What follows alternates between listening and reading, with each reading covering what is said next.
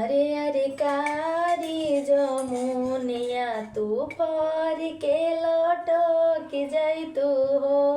तोहके तुराना पियाते नजर बर देखबी हो तोहके तुराना पियाते नजर बर देखबी हो काल सुनाल जामुनी कैली फर के लटकी गईली हो औ